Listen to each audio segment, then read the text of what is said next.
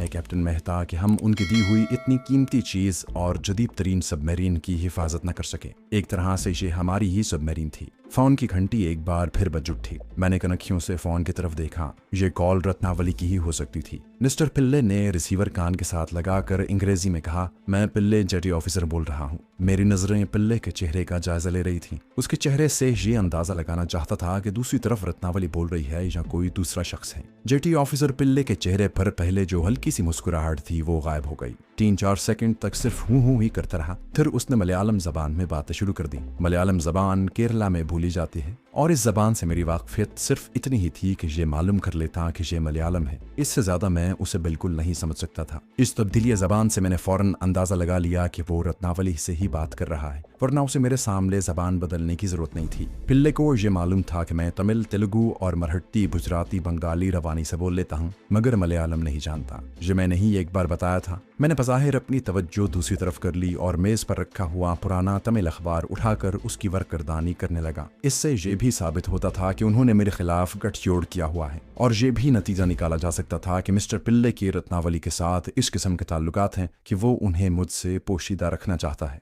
उसने फोन बंद करके रिसीवर रखा तो मैंने अखबार तह करते हुए कहा, आज रात मैं रिपोर्ट मुरतब करने वाला हूँ। सोचता हूँ 2-1 रोज में दिल्ली वापस चला जाऊं। जेटी ऑफिसर ने मेरी तरफ देखा। एक लम्हे के लिए उसकी आंखें जैसे साकित हो गईं। बड़ा पुरअसरार आदमी लगने लगा था। कहने लगा, मद्रास से तहकीकाती टीम आ रही है। मेरा ख्याल है तुम्हें उनकी रिपोर्ट का इंतजार करना चाहिए। बात उसने दफ्तरी एतबार से बिल्कुल दुरुस्त की थी। मैं इनकार न कर सका। मैंने कहा, अरे हाँ मिस्टर पिल्ले, मैं तो भूल ही गया था। मैं रुक जाता हूँ।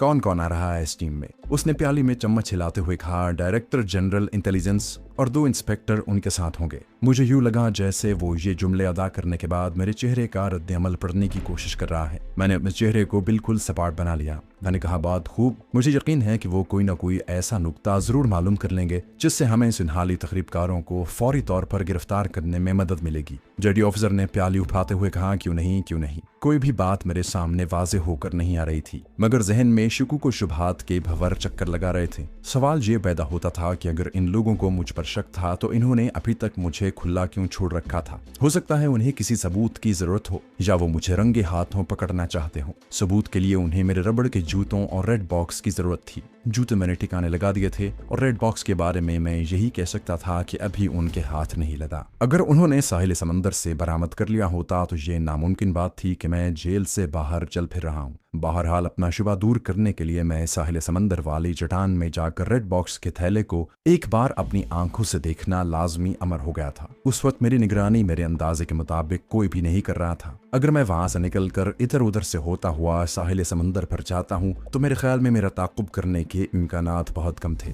ये मेरा कयास था। चुनाचे मैंने जेटी ऑफिसर पिल्ले से ये कहकर रुख्सत तलब की कि मुझे दिल्ली हेडक्वार्टर से एक आम फोन कॉल का इंतजार है। मैं दोपहर के बाद आऊंगा। बंदरगाह से निकलते ही मैं एक बस पर सवार हो गया। 2-3 बाजारों में से गुजरने के बाद एक स्टॉप पर उतरा। वहां से टैक्सी ली और शहर के जुनूबी इलाके की तरफ निकल आया। जहां से फिर बस में सवार हुआ और उस सिनेमा घर के आगे उतर पड़ा जहां से साहिल समंदर पर जाने वाली सड़क शुरू होती थी। स्टॉप से उतरते ही मैं सामने वाली एक किताबों की दुकान में दाखिल हो गया। दिन का वक्त था। धूप खूब निकली हुई थी। सड़क दूर तक साफ दिखाई दे रही थी। मैं किताबों की एक अलमारी की ओट में खड़े होकर किताबों की वर्करदानी करने लगा। असल में मेरी निगाहें बाहर सड़क का जायजा ले रही थी। मुझे वहां कोई ऐसा आदमी नजर नहीं आया जो मशगूफ दिखाई देता या जिसकी हरकत से मुझे शुबा होता कि वो मेरा पीछा कर रहा है। जब मुझे अपने तौर पर यकीन हो गया कि मेरा पीछा नहीं किया जा रहा तो मैंने तमिल का एक नॉवल खरीदा और सड़क पर से गुजरती हुई एक खाली टैक्सी को इशारा किया। टैक्सी को मैं जानबूझकर 2-3 बाजारों से घुमाता हुआ साहिल समंदर पर उस जगह ले आया जहां नई इमारत तामीर हो रही थी। ये देखकर मेरा दिल जोर से धड़का कि इमारत का काम तेजी से हो रहा था। सीमेंट मिक्सर जगह जगह घूम रहे थे।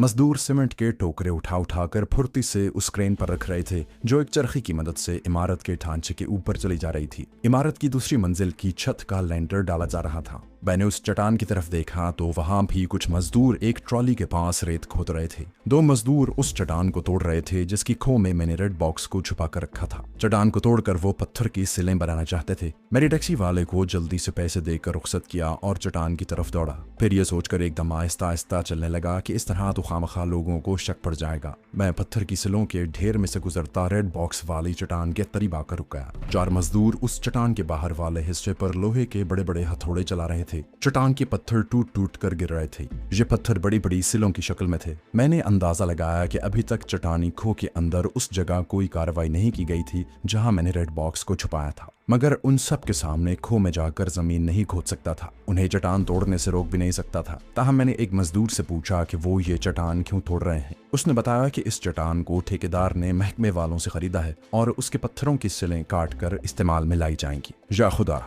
इसका मतलब था कि वो खो के अंदर भी खुदाई कर सकते थे। मैं सिगरेट जलाकर वहीं एक पत्थर पर बैठ गया। सोचने लगा कि मैं उसी वक्त खो में दाखिल हो सकता हूँ जब ये मजदूर काम खत्म करके चले जाएं। साफ जाहिर था कि वो उस रोज शाम तक चट्टान को नहीं तोड़ सकेंगे। मैं रात के अंधेरे में वहां आना चाहता था। वापस होटल में जाने का सवाल ही पैदा नहीं होता था। मैं उसी इलाके में किसी जगह अंधेरा होने तक छुपा रहना चाहता था, और ऐसी जगह वहां सिनेमा हाउस से बढ़कर और कोई नहीं हो सकती थी। मैं सिगरेट फेंक कर उठा। वहां करीब ही एक चौक में एक बोसीता सा सिनेमा घर था जिसका नाम सागर था, जहां दिन में 9 बजे से लेकर रात के 12 बजे तक तमिल, तेलुगु और हिंदी फिल्में चलती रहती थी। मैंने गैलरी का टिकट खरीदा और अंदर जाकर बैठ गया। खुदा जाने क्या बेमानी सी तेलुगु फिल्म चल रही थी। 1 बजे तक फिल्म देखी, बाहर आकर एक होटल में घुसकर खाना खाया। उसके बाद दोबारा टिकट लेकर सिनेमा हाउस की गैलरी में आन बैठा, जहां से अगर होटल वापस जाकर वहां से उधर आता तो कोई मेरे पीछे लग सकता था। शाम के 6 बजे वो शो खत्म हुआ। अभी बाहर दिन की रोशनी बाकी थी। मैं एक होटल में चला आया, जहां कॉफी मंगवा कर बैठा रहा। जब अंधेरा चारों तरफ फैल गया तो होटल से निकला और पैदल ही साहिल समंदर को जाने वाली सड़क पर रवाना हो गया। समंदर की तरफ से मरतूब हवा चल रही थी, जहां समंदर खाड़ी की शक्ल में था। छोटे स्टीमरों में रोशनियां हो रही थी। एक चट्टान पर टावर में रोशनी जगमगा रही थी। चलते चलते मैं उस जगह गया जहां इमारत ज़ेरे तामीर थी। मजदूर जा चुके थे। दूर कुछ चौकीदार आग जलाए शायद कॉफी बना रहे थे। समंदर की लहरें जोर जोर से आकर साहिल पर चढ़ती और फिर वापस चली जाती। मैं उस तरफ से हटकर चल रहा था जहां इमारत के पत्थरों के ढेर पड़े थे। रेड बॉक्स वाली चट्टान मजदूरों ने शाम तक तकरीबन आज ही तोड़ डाली थी। ये कोई ज्यादा बड़ी चट्टान नहीं थी। मैं पत्थरों के पीछे से होता हुआ चट्टान की खो में घुस गया। वहां रेत नरम थी। मैंने जल्दी जल्दी एक जगह से छोटे छोटे पत्थर हटाने शुरू कर दिए। इन पत्थरों के नीचे रेत और संगरेजे थे। उन्हें भी जितनी जल्दी हटा सकता था हटा दिया। नीचे वो गड्ढा नमूदार हुआ जिसकी पहलू की दीवार में मैंने एक जगह शगाफ करके रेड बॉक्स को छुपाया था। वहां मैंने पत्थर ठूस रखे थे। इन पत्थरों को बाहर लुढ़काया और फिर जब मेरा हाथ अंधेरे में चमड़े के थैले से टकराया तो जैसे मुझे नई जिंदगी मिल गई। तेजी से थैला बाहर निकाला।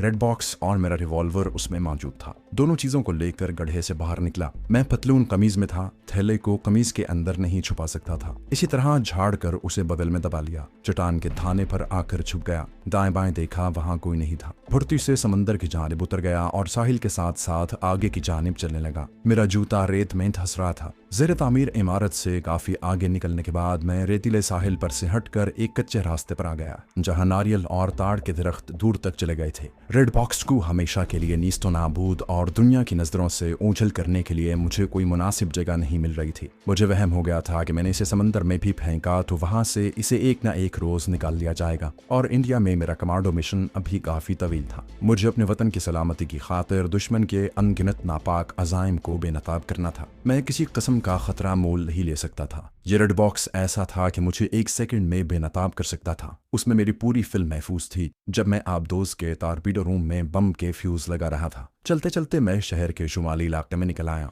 जहां मैंने एक जगह बहुत से चिराग और मोमबत्तियां जलती हुई देखी। मुझे अगरबत्तियों की महक भी आई। ये मुसलमानों का कब्रिस्तान था। कब्रिस्तान का ख्याल आते ही एक ऐसी तरकीब मेरे जहन में आई जो कि तीर बहदफ थी। अगर मैं रेड बॉक्स को किसी कब्र में दबा दूं तो कयामत तक उसे कोई बाहर नहीं निकाल सकता। कब्र को दोबारा खोदने का सवाल ही पैदा नहीं होता था। इस मंसूबे को जहन में लेकर मैं कब्रिस्तान में दाखिल हो गया। सबसे पहले मैंने ये देखा कि वहां मेरे अलावा कोई ऐसा आदमी या औरत तो नहीं है जो किसी कब्र पर फातिहा पढ़ रही हो या मोमबत्ती चला रही हो। मैंने सारी कब्रों में घूम फिर कर देखा, वहां कोई भी नहीं था। गोरगन की झोंपड़ी भी मुझे नजर न आई। शायद वो भी कब्रिस्तान की बजाय करीबी बस्ती में रहता था। अब मैंने कब्रों का जायजा लेना शुरू कर दिया। मैं किसी ऐसी कब्र की तलाश में था जो नई भी हो, यानी जिसमें 2-1 रोज पहले कोई मुर्दा दफन हुआ हो। बहुत जल्द मुझे ऐसी कब्र मिल गई। उसकी मिट्टी अभी तक गीली थी। मैंने पहले उस कब्र के पास बैठकर फातिहा पढ़ी, फिर उस कब्र के मुर्दे की रूह से माजरत तलब की। उसके बाद अल्लाह मियां से अपने गुनाहों की माफी मांगी और कब्र के दरमियान से मिट्टी हटानी शुरू कर दी। उस इलाके की मिट्टी में रेत ज्यादा मिली हुई थी, जिसकी वजह से वहां बहुत जल्द गड्ढा बन गया। मैं गड्ढे में उतर गया और कोई 1 घंटे की मेहनत के बाद लहद की दीवार तक पहुंच गया। जहां लहद की दीवार पत्थरों से चुनी गई थी। इन पत्थरों को मैं खाली हाथों से नहीं हटा सकता था। अगर मैं वहां भी रेड बॉक्स के थैले को रख देता तो कोई खास खतरा नहीं था, क्योंकि मैंने कब्र में कोई 4.5 फुट गहरा गड्ढा खोद दिया था। चुनाचे मैंने वहीं लहद की दीवार के पास ही रेड बॉक्स के थैले को रखकर ऊपर मिट्टी डाल दी। गड्ढे से बाहर निकला और मिट्टी को कब्र में फेंकना शुरू कर दिया। थोड़ी ही देर में कब्र पर हो गई। मैंने कब्र को ऊपर से वैसे ही हमवार कर दिया जैसे वो पहले थी। एक दूसरी कब्र से कुछ फूलों के गुलदस्ते उठाए और उस कब्र पर रख दिए। मेरे हाथ कोहनियों तक मिट्टी में भर गए थे। जूतों पर भी मिट्टी की तह चढ़ गई थी। कब्र को मैंने सरहाने की जानिब से गौर से देखा। वहां कोई कतबा नहीं था। ये काम इतनी आसानी से हो जाएगा, आसानी से मुराद के कोई चेकिंग करने वाला नहीं होगा, इसका मुझे यकीन नहीं था। मैं जल्दी से कब्रिस्तान से निकला और करीबी बस्ती की तरफ चल दिया। बस्ती में कहीं कहीं रोशनी हो रही थी। बस्ती के पीछे शहर की इमारतों की रोशनियां झिलमिला रही थी। यह बस्ती मुसलमानों की थी। यहाँ एक मस्जिद के मीनार भी दिखाई दिए। बस्ती के किनारे एक जगह कुआं था जिसके चोपचे में पानी भरा हुआ था। इस चोपचे के किनारे बैठकर मैंने मुंह, हाथ और पांव अच्छी तरह से धोए। जूतों को सारे का सारा धो डाला ताकि रेत का कोई निशान भी उन पर बाकी न रही। फिर जेब से रुमाल निकाल कर मुंह पोंछा, बालों को छोटी कंघी से संवारा और खुदा का शुक्र अदा करते हुए बस्ती से हटकर चलता शहर की इमारतों की तरफ हो लिया। वहां से मैंने बस पकड़ी, आधे रास्ते में उतरकर टैक्सी ली और अपने होटल में आ गया। अपने जूतों और पतलून को पानी डालकर अच्छी तरह से धोकर साफ किया ताकि उनमें रेत का कोई निशान बाकी न रहे। फिर खुद भी गुस्ल किया, कपड़े बदले और फौरन बंदरगाह की सिक्योरिटी ऑफिस में आ गया। जेटी ऑफिसर पिल्ले ने मुझे गौर से देखा और बोला, कैप्टन तुम कहाँ थे? मद्रास से इंक्वायरी टीम के हेड का फोन आया था। वो तुम्हारे बारे में पूछ रहा था। कल 10 बजे वो यहाँ पहुंच रहे हैं, तुम वक्त पर आ जाना। मैंने बहाना बनाया कि खाना खाकर ऐसा सोया कि शाम को आंख खुली। मैं सोचने लगा तहकीकाती टीम का हेड मेरे बारे में क्यों पूछ रहा था। मेरे दिल में अब जरा सी बात पर अंदेशे बेदार हो जाते थे। हालांकि मैं सुप्रीम हेडक्वार्टर यानी राजधानी से आया था और उन्हें मुझसे भी बात करनी थी, और ये कोई ऐसी बात नहीं थी। मिस्टर पिल्ले जाने के लिए तैयारी करने लगा। कैप्टन मैं तो जा रहा हूँ, तुम थोड़ी देर यहाँ बैठना, हो सकता है मद्रास से फिर फोन आ जाए। मिस्टर पिल्ले चला गया। उसका चेहरा संजीदा था। मालूम होता था कि बहुत कुछ सोच रहा था। मैं कोई आधा घंटा वहां बैठा। मुझे ख्याल आया कि आज रात रत्नावली ने मुझे अपने हॉस्टल में बुलाया हुआ है। वहां जाने को मेरा दिल न चाहा। मैं सिक्योरिटी ऑफिस से निकलकर सीधा अपने होटल आ गया। पतलून सूख गई थी, उसे इस्त्री करवाई। इन्हीं मसरूफियात में रात के 10 बजे मैंने कुछ सैंडविचेस मंगवा कर खाए थे। अचानक ख्याल आया कि पुरस्कार लड़की रत्नावली से मुलाकात कर ही लेनी चाहिए। सुबह तहकीकाती टीम आ रही है, हो सकता है वहां से कोई मुफीद सुराग मिल जाए। मुझे ये भी फिक्र लगी थी कि अगर रत्नावली इंटेलिजेंस की औरत है तो कहीं जेटी ऑफिसर पिल्ले के जरिए तहकीकाती टीम तक मेरे खिलाफ कोई ऐसी रिपोर्ट न कर दे जो मेरे हक में हलाकत खेज हो। मैं कुर्सी से उठ बैठा। मेरे पास सिवाय अपने खरीदे हुए चाकू के और कुछ नहीं था। मैंने चाकू पतलून की पिछली पॉकेट में रखा और कमरे को ताला लगाकर होटल से बाहर निकल आया। रत्नावली का हॉस्टल वहां से 6 मील के फासले पर था। टैक्सी पकड़ी और हॉस्टल से कोई 2 फरलांग दूर टैक्सी छोड़ दी और पैदल ही नीम तारीख सड़क पर रवाना हो गया। रत्नावली के हॉस्टल की सड़क पर मुड़ा तो दरख्तों के नीचे सड़क के किनारे एक जीप खड़ी देखी। मेरा माथा ठनका। मैं करीब गया तो मैंने जीप को पहचान लिया। ये जेटी ऑफिसर मिस्टर पिल्ले की जीप थी। ये मद्रासी जहां रत्नावली से मिलने आया था, क्यों आया था? मैं किसी तरह ये मालूम करना चाहता था कि ये मद्रासी रत्नावली से क्या कहने आया है। मैं मोहतात हो गया। सड़क छोड़कर दाएं जानिब दरख्तों के अंधेरे में चलता हॉस्टल के गेट के पास आकर देखा कि गेट का चौकीदार बेंच पर नीम दराज बीड़ी पी रहा था। जीप हॉस्टल के गेट से कोई 100 कदम के फासले पर दरख्तों में खड़ी थी। उधर भी गहरा अंधेरा था। मैं नहीं चाहता था कि चौकीदार मुझे अंदर जाता देखे, क्योंकि कुछ पता नहीं था अंदर किस किस्म की सूरत हाल पैदा हो जाए और मुझे क्या करना पड़े। रत्नावली का कमरा हॉस्टल के कोने में था। मैं दीवार के साथ साथ चलने लगा। दीवार ऊंची थी, ऊपर खारदार तार नहीं लगी थी। एक जगह एक दरख्त अंदर की तरफ झुका हुआ था। उस दरख्त पर चढ़कर मैं दबे पांव हॉस्टल के लॉन में उतर गया। रत्नावली का कमरा लॉन के पार था जहां रोशनी हो रही थी। मैं गार्डिनिया की बाड़ के साथ साथ एहतियात से बेआवाज कदम उठाता रत्नावली के कमरे की खिड़की के पास आकर झुक गया। मुझे अंदर से एक औरत और मर्द के बातें करने की आवाज आ रही थी। मुझे मिस्टर पिल्ले के सिगार की मखसूस खुशबू आई। खिड़की पर अंदर की तरफ पर्दा गिरा हुआ था। मैं कुछ देख नहीं सकता था। मैंने खिड़की के साथ कान लगा दिए। मुझे रत्नावली की धीमी आवाज सुनाई थी। वो कह रही थी, सर मैंने कैप्टन मेहता से मिलकर अब तक यही अंदाजा लगाया है कि उसका सिन्हाली एजेंटों के ग्रोह से कोई ताल्लुक नहीं है। मिस्टर पिल्ले की तल्ख लहजे वाली आवाज आई, तुम्हारा अंदाजा गलत भी हो सकता है। मुझे यकीन है कि वो सिन्हाली तकरीबकारों से मिला हुआ है। और रेड बॉक्स की चोरी और मिस्टर व्यास के कत्ल में उसका बाकायदा हाथ है। ये दोनों तमिल जबान में गुफ्तगू कर रहे थे। रत्नावली ने एक तवील सांस लिया और बोली, आपने मुझे खामखा इस काम में उलझा लिया है। मैंने तो मिस्टर व्यास से भी दबी जबान में माजरत कर ली थी, मगर उन्होंने मुझे भयानक नतायज की धमकी दी। मैं क्या कर सकती हूँ? मिस्टर पिल्ले ने कहा, यही धमकी मैं तुम्हें दे सकता हूँ। अब ये नेशनल सिक्योरिटी का मामला बन गया है। दूसरी तरफ मेरी नौकरी चले जाने का भी डर है।